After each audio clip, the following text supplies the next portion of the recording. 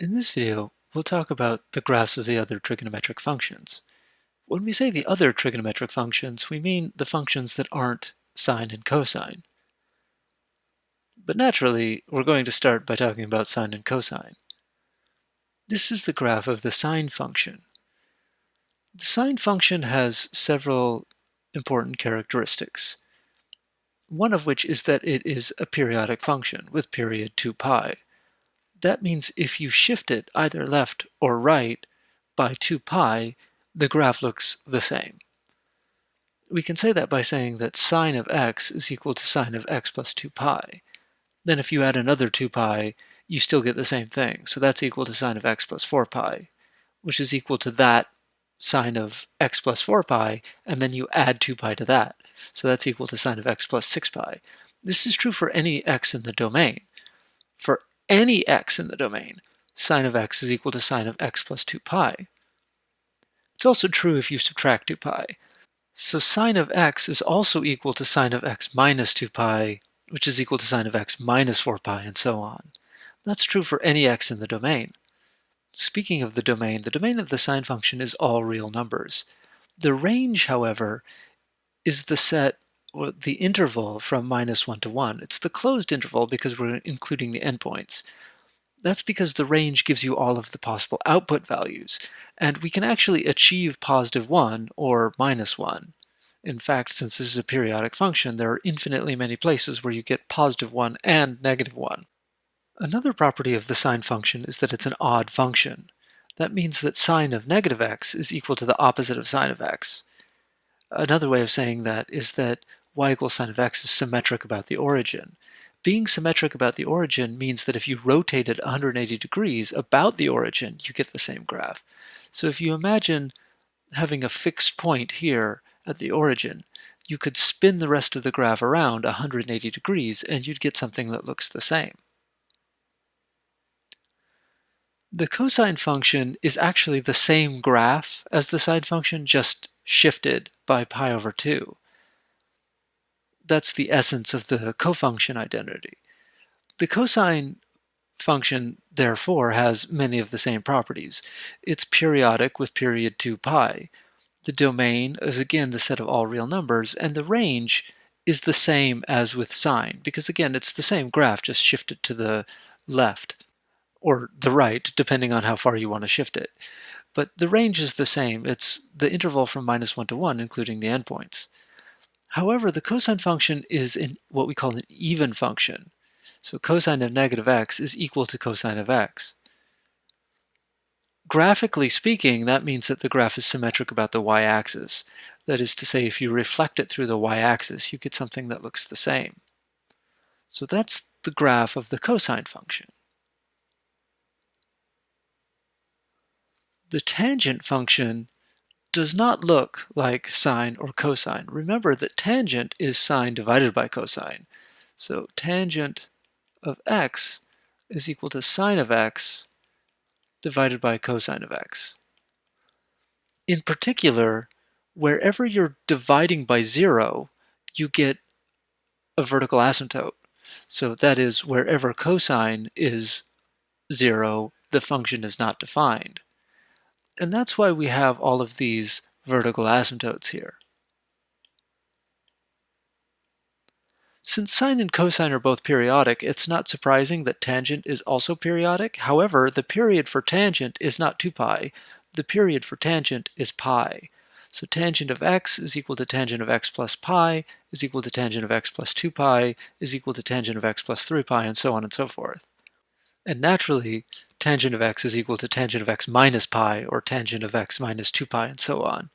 This is true for any x in the domain. And the domain is the set of all x's except for the places where cosine of x is equal to 0. Why is the period pi instead of 2 pi? Well, if you think about the way that we define sine and cosine, it's in terms of the unit circle. So if I draw a little unit circle here and give it an x-axis and a y-axis, like so, tangent is the ratio of sine over cosine. And if you're in the first quadrant, sine and cosine are both positive, so the ratio is positive. But also in the third quadrant, they're both negative. So if sine is negative and cosine is negative, their ratio is positive. And that's why you get the same values for the ratios in the first quadrant and the second quadrant. So instead of requiring an entire 2 pi, you only require pi, because pi is what you need to get from the first quadrant to the third quadrant. And similarly, to get back to the first quadrant. So that's why the ratio of sine over cosine has period pi instead of 2 pi. The tangent function is an odd function, so tangent of negative x is equal to the opposite of tangent of x. Tangent of x is equal to sine of x over cosine of x. Sine is an odd function, but cosine is even. So if you put in a negative sign, the sine of x spits out the minus sign, but the cosine of minus x, that will eat the minus sign. So you'll get one minus sign spit out. So that gives you tangent of negative x is equal to the opposite of sine of x over cosine of x, which is the opposite of tangent of x. So that's why it's an odd function. In terms of the graph, this is symmetric about the origin. So if you fix the origin here and spin the whole thing around 180 degrees, you'll get the same picture. We've already talked a bit about the domain of the tangent function. The tangent function is defined for all x except where the denominator is equal to 0 in the definition. Tangent of x is sine of x divided by cosine of x. So this is perfectly well defined so long as the denominator is not 0. That is to say, so long as cosine of x is not equal to 0. In this graph, we've superimposed a graph of y equals cosine of x. It's this dashed graph here. The places where cosine of x is equal to 0 are the places where the graph intersects the x-axis. So namely, here at pi over 2, here at 3 pi over 2, here 5 pi over 2, and in fact at all odd multiples of pi over 2.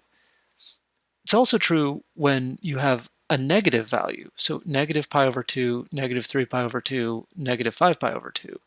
So at all of these places, all of the odd multiples of pi over 2, both positive and negative, cosine of x is 0, which means you're dividing by 0, which means you have an x value which you have to exclude from the domain.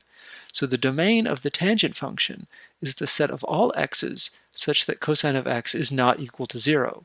That is, the set of all x's such that x is not equal to plus or minus pi over 2, plus or minus 3 pi over 2, plus or minus 5 pi over 2, and so on and so forth. All of the both positive and negative odd multiples of pi over 2, those have to be excluded from the domain.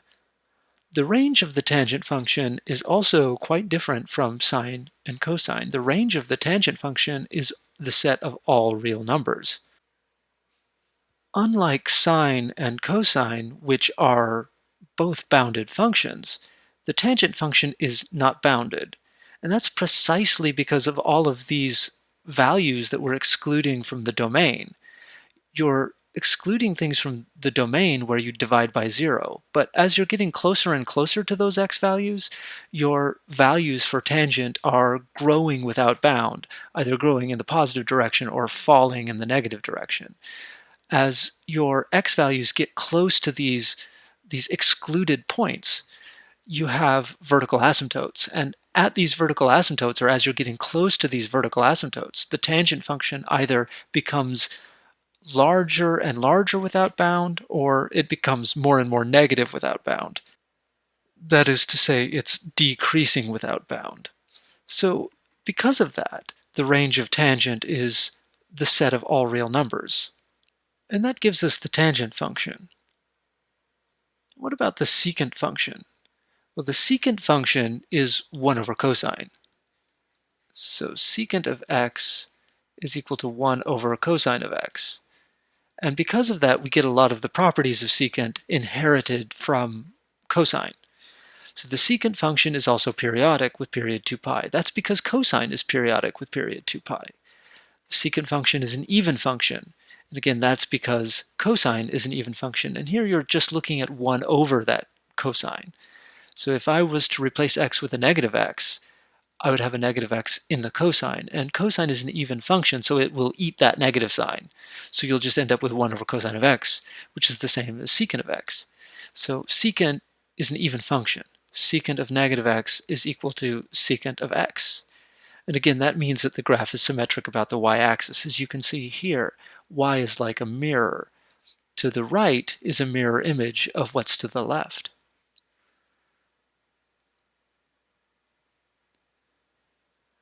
Secant also has cosine in the denominator. So once again, we have to exclude all of the places, all of the x values that give you a 0 in the denominator. That means we have to exclude all of these values of x that give you a cosine value of 0. When is cosine equal to 0? Well, again, we've done the same thing that we did before.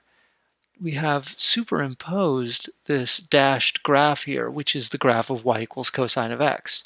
And every place where cosine of x is equal to 0, that's where the curve intersects the x-axis. And notice that we have vertical asymptotes, just like we did with tangent of x. Cosine of x equals 0 at all of the odd multiples of pi over 2. And that puts a 0 in the denominator. So that gives us a vertical asymptote. It also tells us the places we have to exclude from the domain. So again, it's all of the odd multiples of pi over 2, both positive and negative. The range of the secant function is the set minus infinity to minus 1, including negative 1, union 1 to infinity, including 1. The secant function is the reciprocal of the cosine function. Cosine is always between minus 1 and 1, so the reciprocal will always be outside of that range. Well, if cosine is minus 1 or positive 1, then the reciprocal is the same thing. So the reciprocal of minus 1 is minus 1, the reciprocal of 1 is 1. You can see in the graph that every place that cosine is equal to 1, it just touches the graph of secant. Same where cosine is minus 1, it just touches the graph of minus 1. Otherwise, though, the graphs do very different things. Cosine is always staying between minus 1 and positive 1, whereas secant is always outside of that range. So that's why the range of secant is exactly the opposite of the range of cosine, except that they both include these extreme points, minus 1 and 1. The cosecant function is very similar to the secant function because it's also a reciprocal. So cosecant of x is 1 over sine of x. And so we can understand cosecant in terms of sine in the same way that we understood secant in terms of cosine. So what does that tell us? Well, first and foremost, it tells us that the cosecant function is periodic with period 2 pi. Sine is periodic with period 2 pi, therefore its reciprocal is as well. The cosecant function is an odd function, and that's because sine is an odd function. If you put in a minus sign in front of this x, the minus sign shows up here, and sine will spit out the minus sign. So you end up with cosecant of negative x is equal to the opposite of cosecant of x. So that tells us that cosecant is an odd function. And therefore, the graph of cosecant is symmetric about the origin. So once again, that means if you fix the origin, you can spin the graph around by 180 degrees and get the same thing. Now, what about the domain? Well, in this case, the issue is when sine is equal to 0. So here we have the graph of cosecant together with the graph of sine. Again, sine is this dashed curve. So the domain of cosecant is the set of all x's so that the denominator is not equal to 0. That is, so that sine of x is not equal to 0. But sine of x is equal to 0 at all integer multiples of pi. So sine of x is equal to 0 when x is equal to 0, or pi, or 2 pi, or 3 pi, or 4 pi. Or going in the other direction, negative pi, negative 2 pi, negative 3 pi, negative 4 pi. So these are the points that you have to exclude. Once again, you can see that we have vertical asymptotes wherever the graph of sine intersects the x-axis. There's also a vertical asymptote right here along the y-axis. It's a little hard to see because the y-axis is in the way. But every integer multiple of pi, and that includes 0, you have a vertical asymptote. That's because sine is equal to 0 there, and sine is in the denominator, and you have to exclude those points. So the domain of cosecant is the set of all x such that sine of x is not equal to 0, which is the set of all x such that x is not equal to 0, or plus or minus pi, or plus or minus 2 pi, and so on and so forth. The range of cosecant is the same as the range of secant. Minus infinity minus 1 inclusive, union 1 inclusive to positive infinity. So negative infinity to negative 1, union 1 to infinity, but including these two extreme values, minus 1 and 1.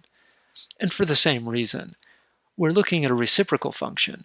Sine is always between minus 1 and 1, so the reciprocal is always outside of that range. But including minus 1 and 1, because the reciprocal of minus 1 is minus 1, and the reciprocal of 1 is 1. So we can see that cosecant behaves a lot like secant, and in fact it is the same as secant but shifted. Again, this is seen from the cofunction identity. There's the same relationship between cosecant and secant that we have between cosine and sine. What about the cotangent function? Well, the cotangent function, again, is a ratio. It's also the reciprocal of tangent. So cotangent of x is equal to cosine of x over sine of x. But for that matter, it's equal to 1 over tangent. So all of the properties for cotangent are inherited from tangent in the same way that we've seen with the other functions. So the cotangent function is periodic with period pi because tangent is periodic with period pi. Cotangent is an odd function because tangent is an odd function. And again, since it's an odd function, it's symmetric about the origin. That is, if we rotate it 180 degrees about the origin, we get the same graph. What about the domain? Well, the domain here, the domain of cotangent, is again determined by what's in the denominator. And the denominator is now sine of x. So just like in the previous example, we have to exclude all of the places where sine of x is equal to 0. And those are all of the integer multiples of pi. So we have to exclude 0, plus or minus pi, plus or minus 2 pi, and so on and so forth. And again, you can see that in the graph. Again, we have this dashed graph is y equals sine of x. And every place that it intersects the x-axis, you get division by 0, and therefore a vertical asymptote. So we have to exclude all of those values.